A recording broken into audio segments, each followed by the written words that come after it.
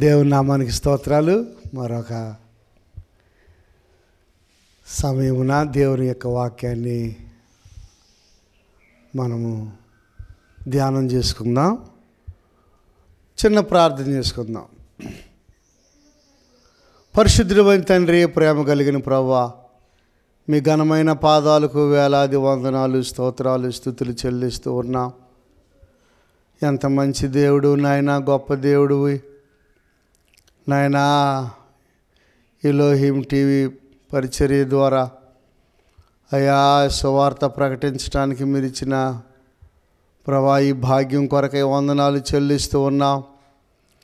ఎంతమంది అయితే ఈ వర్తమానాలు వినుచు ఉన్నారో వారందరూ ప్రభా ఆత్మీయ మేలులు పొందుకోవటానికి సహాయము చేయమని ప్రార్థన చేయించు ఉన్నాం. తండ్రి, నీకు వందనాలు ప్రభా. ఏ పాపి నశించిపోవటం మీకు ఇష్టం లేదు నాయన. ఈ సువార్త యొక్క ముఖ్య ఉద్దేశము ఏదో నాయనా పేరు ప్రఖ్యాతులు సంపాదించుకోవాలని కాదు, కానీ ఏదో ధనాన్ని సంపాదించుకోవాలని కాదు, కానీ ప్రభువా ఒక ఆత్మ నశించబడినటువంటి ఆత్మ రక్షించబడి పరలోక రాజ్యం చేరితే అదే గొప్ప ధన్యతగా ప్రభువా ఈ యొక్క పరిచర్య నాయన ముందుకు సాగుతూ ఉండగా సహాయము చేయండి అయా. అగ్నిగుండము నుండి తప్పించబడి పరలోక రాజ్యము యుగయుగాలు మీతో ఉండే భాగ్యము నాయన అందరికీ దయచేయమని ప్రార్థన చేయుచున్నాం. ప్రభా ఈ పరిచర్యను దీవించండి నాయనా. మీ సన్నిధి మాతో ఉంచండి ప్రభా. వాక్యాన్ని విత్తుచూ ఉండగా అది మంచి నేల మీద పడి అది 30 దంతులుగాను 60 దంతులుగాను 100 దంతులుగాను అది ఫలించటానికి సహాయం చేయండి. అన్ని విషయాల్లో తోడుగా ఉండమని మహిమా ఘనత ప్రభావములు మీకే ఆరోపించుకుంటూ యేసు పరిశుద్ధ నామములో మిక్కిలి వినయముగా ప్రార్థించి వేడుకొనుచున్నాము తండ్రి, ఆమేన్. ప్రియులరా, ఈ సమయంలో లూకా సువార్త 18వ అధ్యాయము కొన్ని మాటలు మనము ధ్యానం చేసుకుందాం. యేసుక్రీస్తు ప్రభువారు ఎన్నో ఉపమానాలు పరిశుద్ధ గ్రంథములో ఎన్నో ఉపమానాలు సామాన్య ప్రజలకు మరి అర్థమయ్యే రీతిగా అలాగనే సులువుగా గ్రహించుకునేటట్లుగా చాలా ఉపమానాలు యేసుక్రీస్తు ప్రభువారు బోధించినారు. ప్రియులరా, ప్రార్థన గురించి ఇక్కడ ఒక ఉపమానాన్ని యేసు ప్రభువారు చెప్పారు. దేవుని రాజ్యం గురించి కొన్ని ఉపమానాలు చెప్పారు. ఇంకా పరలోక రాజ్యం గురించి చాలా ఉపమానాలు చెప్పారు. ఇక్కడ ప్రత్యేకంగా ప్రార్థన విసుగక నిత్యము ఎలా ప్రార్థన చేయాలి అనే అంశం మీద యేసు ప్రభువారు ఒక ఉపమానాన్ని బోధించినట్లుగా మనం చూస్తున్నాం. చూడండి, లూకా సువార్త 18వ అధ్యాయము 1వ వచనం.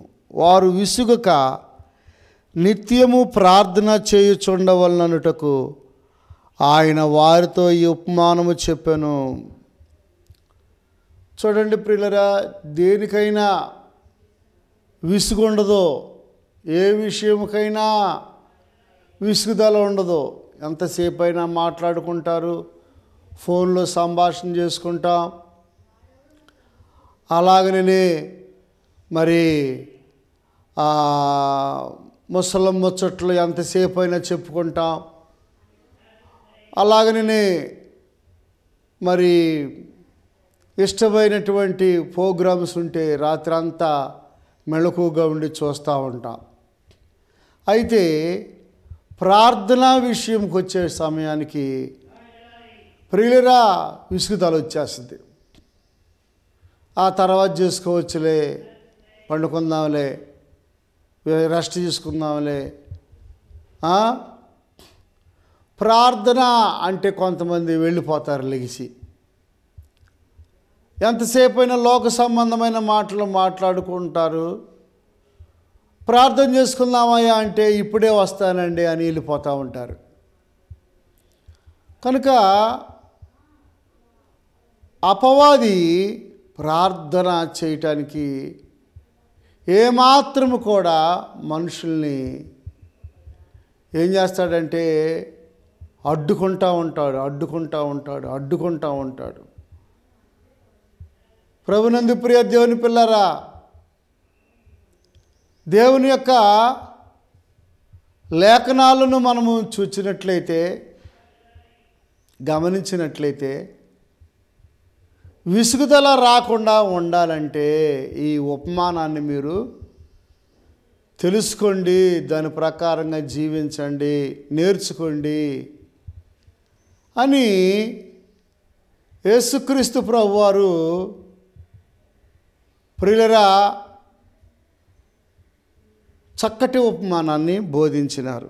దేవునికి భయపడకయు మనుషులను లక్ష్య పెట్టకయు నుండి ఒక న్యాయాధిపతి ఒక పట్టణంలో ఉండెను. ఒక న్యాయాధిపతి. కానీ కింద భాగంలో చూస్తే 6వ వచనంలో అన్యాయస్తుడైన ఆ న్యాయాధిపతి అని ఉంది.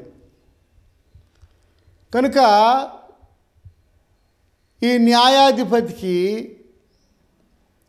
అన్యాయస్తుడైన న్యాయాధిపతి అని దేవుడే పేరు పెట్టాడు. చాలామంది న్యాయాధిపతులు న్యాయం మాట్లాడతారండి, ధర్మం మాట్లాడతారండి, చాలా చక్కటోళ్ళు అండి, మంచోళ్ళు అండి అని సంఘ పెద్దలుగా పెడితే ప్రియులరా డబ్బు మహత్యమో లేకపోతే ఇంకోటో న్యాయాన్ని అన్యాయంగా మారుస్తారు. చాలామంది అన్యాయంగా తీర్పు తీరుస్తారు, అన్యాయముగా. ప్రియులరా కనుక ఒక న్యాయస్థుడైన న్యాయాధిపతి ఒక పట్టణంలో ఉన్నాడు. అతడికి దేవుని భయం లేదు, మనుషుల భయం కూడా లేదు. ఇక నేనే మంత్రిని, నేనే రాజుని, నేనే, ఇక నాకు ఎవరో ఎదురు చెప్పాల్సిన అవసరము లేదు, నాకు అన్నీ తెలుసు అనే ఒక తత్వము. ప్రియులరా చాలా అన్యాయంగా ప్రవర్తిస్తాడనమాట. గమనించండి, మోసకారి, అన్యాయస్తుడు ఒక పట్టణంలో ఉన్నాడు. ఆ పట్టణంలో కూడా ఒక విధవరాలు ఉన్నది. ప్రియులరా ఆమె సమస్య మరి ఏమై ఉంటుందో, దేని కొరకు ఆమె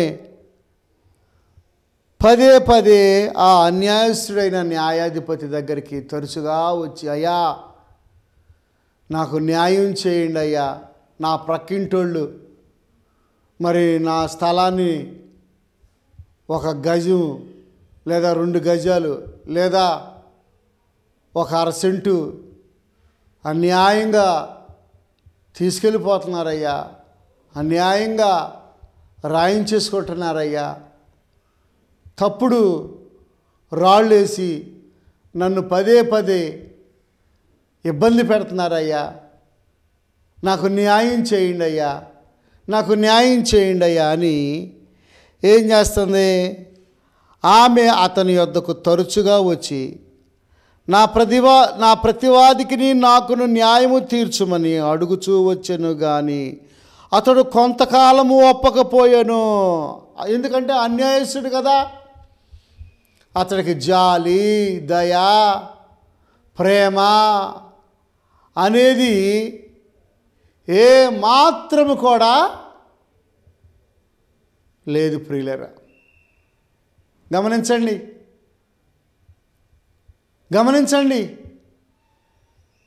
కానీ ఈమె అతడు అన్యాయస్తుడో న్యాయవంతుడో నాకు అక్కర్లా, కానీ నాకు న్యాయం కావాలి. నాకు, నా ప్రతివాదికి, నాకు, నా ఇంటి పక్కన ఉన్న వాళ్ళకి, నా స్థలంలో జరుగుతూ ఉన్నారు, లేదా నా పిల్లల మీద అన్యాయంగా నిందలు వేస్తున్నారు, లేదా నా డబ్బుని దోచుకుంటున్నారు, ఏదో మనసు కష్టం వేసింది ఏదో ఒక విషయంలో, ఆ యొక్క మనసు కష్టం విషయంలో ఈమె ఎంతో ఇబ్బందిగా ఫీల్ అయ్యి ఇక తట్టుకోలేక ఆ న్యాయస్థుడైన న్యాయాధిపతి దగ్గరికి ప్రియులరా తరచుగా వస్తుందంట, మాటికి వస్తుందంట. ఉదయాన్నే వచ్చి తలుపు తడుతుంది, అతడు నిద్ర లేకముందే వచ్చి కూర్చుంటుంది, ఆ గుమ్మం దగ్గర కూర్చుంటుంది, ఆ గుమ్మం బయట ఆ వరండాలో తెల్లవారుజామునే వచ్చి నాకు న్యాయం తీర్చండి అయ్యా, ఏంటమ్మా నాకు న్యాయం కావాలయ్యా, నాకు న్యాయం కావాలయ్యా. ఎప్పుడైనా సరే న్యాయం కావాలన్న వాళ్ళ ఆసక్తి వేరు, అన్యాయస్తులుగా ఉండవాళ్ళకి తెలుసు అది న్యాయం కాదని, అందువల్ల వాళ్ళు రాలేరు. అందువల్ల వాళ్ళు అన్యాయస్తుడు న్యాయాధిపతి దగ్గరికి వాళ్ళు రాలా. వాళ్ళు ఎందుకు వస్తారు? వాళ్ళు అన్యాయస్తులు, వాళ్ళు చేసేది అన్యాయం అని తెలుసు వాళ్ళకి. అందుకే న్యాయాధిపతి దగ్గరికి వెళ్తే ఎక్కడ ఇరుక్కుపోతాము అని వాళ్ళు దొంగలు దోక్కుంటున్నారు. కానీ ఆ బాధ భరించే ఒక విధవరాలు ఏమాత్రము మరి ఏమీ లేదు, అండ ప్రోత్సాహం ఎవరు లేరు, ఒంటరిగా ఉంటుంది, ఏకాకిగా ఉంటుంది, విధవరాలుగా ఉంది. మరి ఈ సమస్య ఇక్కడ మనకి స్పష్టంగా వ్రాయబడలేదు, కానీ ఏదో ఒక సమస్య చేత తల్లడిల్లిపోతూ ఉంది.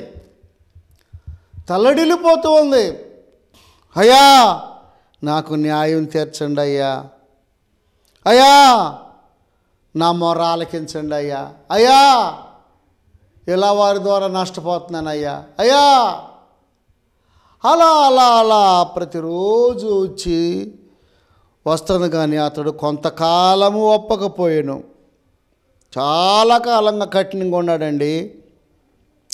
తరువాత అతడు నేను దేవునికి భయపడకయు మనుషులను లక్ష్య పెట్టకయు ఉండినను. అరే నేను దేవుడంటే నాకు భయం లేదు, మనుషులన్నా నేను ఏమాత్రం కూడా లెక్క చేయను, ఏ మాత్రము కూడా నాకు ఎవరన్నా భయం లేదు. నేను పెద్ద మరి జమీందారుని అన్నట్టుగా, ఏమండి, గర్విష్ట అనవచ్చు, లేకపోతే లెక్కలేనితనం అవ్వచ్చు, లేకపోతే ఈ విధవరాలకి సహాయం చేసేది ఏంటి అని ఉండవచ్చు. మొత్తానికి ఇతనికి కొంతకాలం తర్వాత కొంచెం మార్పు వచ్చి ఈ విధవరాలు నన్ను తొందర పెట్టుచున్నది కనుక ఆమె మాటికి వచ్చి గోజాడకుండానట్లు ఆమెకు న్యాయము తీర్తునని తనలో తాను అనుకునేను. చూసారా, దిగొచ్చాడు, తనలో తాను అనుకునేను. ఈమెకి ఎలాగైనా న్యాయం తీర్చాలి, ఏమి మాటికి వచ్చి నా నిద్ర జడగొడుతుంది, లేదా నా సమయాన్ని గలిబిలి చేస్తుంది, లేదా నాకు చాలా డిస్టర్బెన్స్ చేస్తుంది, నేను ఏ పని చేసుకోలేకపోతున్నాను, ఇంకా చాలా ఉన్నాయి, వాటికి నేను తీర్పు తీర్చలేకపోతున్నాను. ఈ గోలేంటో నేను ఆలోచించి ఈరోజు తప్పనిసరిగా ఈమెకు సహాయము చేయాలని తనలో తాను నిర్ణయించుకున్నాడండి. తనలో తాను అనుకున్నాడు. తనలో తాను.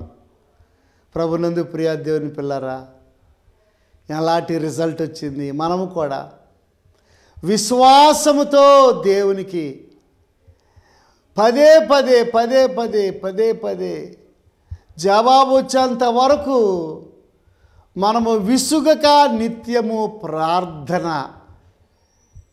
చేసినట్లయితే, విసుగక నిత్యము మనము కన్నీటితో ప్రార్థన చేసినట్లయితే, మన పాపాలు ఒప్పుకొని పశ్చాత్తాపడి సరిచేసుకొని దేవుని యొక్క వాక్యాన్ని మనము అందించినట్లయితే, దేవుని యొక్క సన్నిధిలో మనము తగ్గించుకొని మాటికి దేవుని పాదాలు పట్టుకున్నట్లయితే ఏం జరుగుద్దంట? యేసుప్రభు వారు అంటున్నారు, మరియు ప్రభు ఇట్లా నేను అన్యాయస్తుడైన ఆ న్యాయాధిపతి చెప్పిన మాట వినుడి. దేవుడు తాను ఏర్పరచుకున్న వారు దేవారాత్రులు తన్ను గూర్చి మొర్రపెట్టుకొనుచుండగా వారికి న్యాయము తీర్చడా? ఆయన వారికి త్వరగా న్యాయము తీర్చును. వారి విషయమే కదా ఆయన దీర్ఘశాంతము చూపుచున్నాడని మీతో చెప్పుచున్నానను. చూడండి ప్రియులారా, గమనించండి. అన్యాయస్తుడైన ఆ న్యాయాధిపతి ఏం చేశాడు? చివరాఖరికి విధవరాలు ఆ మొర్ర, ఆ ఘోష విని ఆమెకు న్యాయం చేశాడు కదా. తన మనసు మార్చుకున్నాడు కదా. తను ఒక మెట్టు దిగొచ్చాడు కదా. అయితే దేవుడు తాను ఏర్పరచుకొనిన వారు దేవారాత్రులు తన్ను గూర్చి మొర్ర పెట్టుకొని చూడగా, దేవుడు ఏర్పాటు చేసుకున్నటువంటి విశ్వాసులు, దేవుడు ఏర్పాటు చేసుకున్నటువంటి సేవకులు, దేవుడు స్వరం ద్వారా, దర్శనము ద్వారా, స్వప్నముల ద్వారా, వాక్యము ద్వారా దేవుడు ఎప్పుడో ఏర్పాటు చేసుకుని వాడుకొనుచున్నటువంటి వారి ప్రార్థన దేవుడు ఆలకించడా? దేవుడు తాను ఏర్పరచుకొనిన వారు దేవారాత్రములు తన్ను గూర్చి మొర్ర పెట్టుకొనుచుండగా, దేవారాత్రులు, ధర్మశాస్త్రాన్ని దేవారాత్రులు ధ్యానించేవాడు ధన్యుడు. అలాగే ప్రార్థన కూడా దేవారాత్రులు అదే పనిగా మనము ప్రార్థన చేస్తూ ఉన్నప్పుడు బీవింగ్టన్ గారు 5 గంటలు, 6 గంటలు, 90 గంటలు, 100 గంటలు అలాగే దేవుని సన్నిధిలో ఏం చేసేవాడు? ప్రార్థన చేసేవాడు. చెట్టు త్వరలో ఉండి, బీవింగ్టన్ గారని ఒక మంచి భక్తుడు చెట్టు త్వరలో ఉండి ప్రార్థించే, ఒరిగడ్డి వాములో ఎవరు కనపడకుండా తలుపేసుకొని దేవుని సన్నిధిలో ఎన్నో గంటలు ఏం చేసేవాడు? ప్రార్థన చేసేవాడు. అవును ప్రియులరా, మానవులమైనటువంటి మన జీవితాలలో కనీసం 2-3 గంటలైనా మనం ప్రార్థన చేయగలుగుతున్నామా? దేవుని సన్నిధిలో ఉపవాసం ఉండగలుగుతున్నామా? ఒక సమస్య వచ్చినప్పుడు, ఒక ఇరుకు వచ్చినప్పుడు, ఒక ఇబ్బంది వచ్చినప్పుడు, ప్రభునందు ప్రియ దేవుని పిల్లరా, నీవు పట్టుదలతో ఆ విధవరాలు మాట మాటికి తరచుగా ఎవ్రీడే పెందల కాడే వెళ్ళి ఏ విధముగా విసిగించిందో అతన్ని, అందుకే యేసు ప్రభు కూడా విసుగక నిత్యము ఆమె ఏమాత్రం కూడా విసుకోలేదండి. అయ్యో ఆ అన్యాయస్తుడు దగ్గరికి నేను ఎన్నిసార్లు వెళ్ళేది, ఇక నేను వెళ్ళను అని అనుకోలా. మనం కూడా తగిన సమయమందు దేవుడు మనకు జవాబిస్తాడు. తగిన సమయమందు దేవుడు మనకి ఏం చేస్తాడు? మార్గము సరళము చేస్తాడు. తగిన సమయమందు మనము హెచ్చించబడినట్లు ఆయన బలిష్టమైన చేతి క్రింద దీన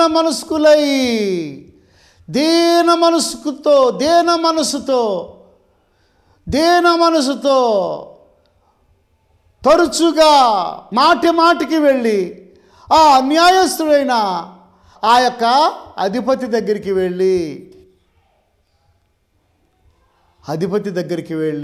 అయ్యా నాకు నా ప్రతివాదికి న్యాయం తీర్చవా.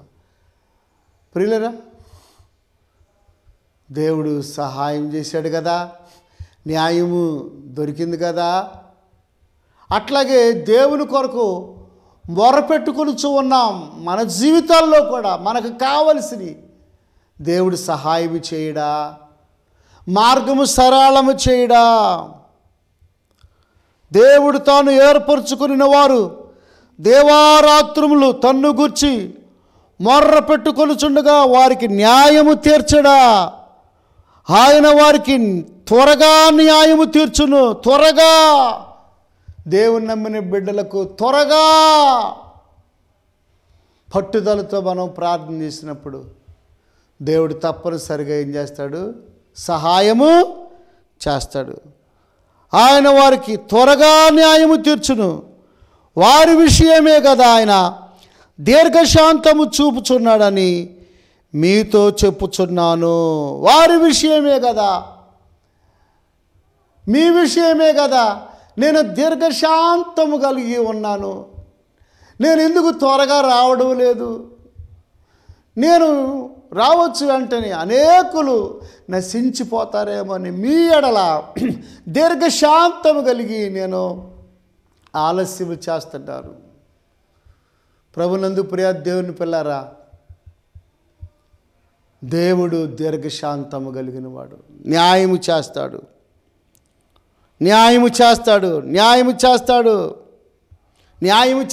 సహోదరుడా, సహోదరి, దేవుని పాదాలు పట్టుకో విశ్వాసముతో. ఎలాగా? విశ్వాసముతో విసుగక నిత్యము దేవుని సన్నిధిలో నువ్వు ప్రార్థన చేస్తూ ఉండాలి. దేవుని మీద ఆధారపడుతూ ఉంటే దేవుడు నీకు సహాయము చేస్తాడు. అవును ప్రియులరా, ఎస్తేరు కూడా ఎంతో వినయముతో విసుగు లేకుండా 2-3 పర్యాయాలు రాజుగారిని భోజనానికి రమ్మని, భోజనం చేసిన తర్వాత అసలు విషయం చెప్పింది ఎస్తేరు రాజుకి.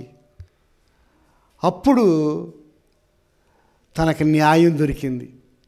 యూదులు రక్షించబడ్డారు. యూదుల మీద ఉన్నటువంటి మరణం, శాపం కొట్టివేయబడింది. రాజు మనసు మార్చుకున్నాడు. మరలా తిరిగి మరొక శాస్త్రాన్ని ఏం చేశాడు? తయారు చేసి యూదులకు ఏ హాని తలపెట్టకూడదు.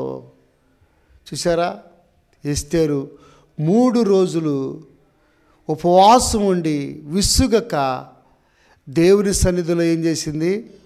కనిపెట్టి ప్రార్థన చేసింది. ఆ ప్రార్థనకు దేవుడు ఏం చేశాడు? గొప్ప జవాబు ఇచ్చాడు. మనం కూడా దేవుని సన్నిధిలో విశ్వాసముతో, నీతితో, యథార్థమైనటువంటి మనసుతో మనం కూడా దేవుని పాదాలు పట్టుకొని అటు ఇటు తిరగక విశ్వాసముతో మనం కూడా ప్రార్థన చేసుకుంటే తప్పనిసరిగా దేవుడు సహాయము చేస్తాడు. కనుక ఈ ఉపమానంలో ఉన్న భావాన్ని మీరు కూడా అర్థం చేసుకొని, నాకు దేవుడు జవాబు ఇవ్వట్లేదు, నాకు దేవుడు జవాబు ఇవ్వట్లేదు, నా స్థితి ఏంటి, నా పరిస్థితి ఏంటి, నా గతి ఏంటి, నాకు న్యాయం దొరకదా, అయ్యో అయ్యో అని నీవు చింతపడవద్దు. తప్పనిసరిగా ఏ విషయంలో నీవు కలత చెందుతూ ఉన్నావో సహోదరుడా, సహోదరి, ఈ వాక్యము నీ కోసమే దేవుడు మాట్లాడుచూ ఉన్నాడు, నా కోసమే దేవుడు మాట్లాడుచూ ఉన్నాడు. ఆ మాటలకు మనం విధేయత కలిగి దేవుని కొరకు నమ్మకంగా జీవిద్దాము. దేవుడి కొద్ది మాటలు దీవించునుగాక. తలలు వంచండి, కన్నులు మూసుకోండి, ప్రార్థన చేసుకుందాం.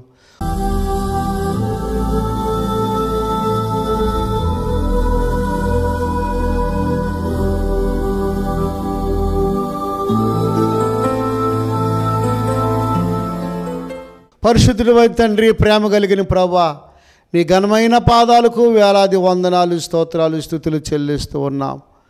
దేవా, విసుగక నిత్యము ఎలా ప్రార్థన చేయాలో చక్కటి మాటలు మీరు ఉపమాన రీతిలో మాట్లాడిన విధానము కొరకు స్తోత్రాలు ప్రభా. మాటలను మేము మా అంతరంగంలో భద్రపరుచుకొని ప్రభా, అది ఏ విషయమైనా, స్వస్థత కావచ్చు, ఆర్థిక ఇబ్బందులు కావచ్చు, లేక ఉద్యోగాలు కావచ్చు, లేదా పొలం సమస్య, కోర్టు సమస్యలు కావచ్చు, అది ఎలాంటి సమస్య అయినా సరే మీ యొద్ద జవాబు ఉన్నది ప్రభా. నీ మీద ఆధారపడి ప్రభా మేము ఆనుకొని ప్రార్థన చేసినప్పుడు నువ్వు త్వరగా న్యాయము తీర్చే దేవుడు అయి ఉన్నావు ప్రభా.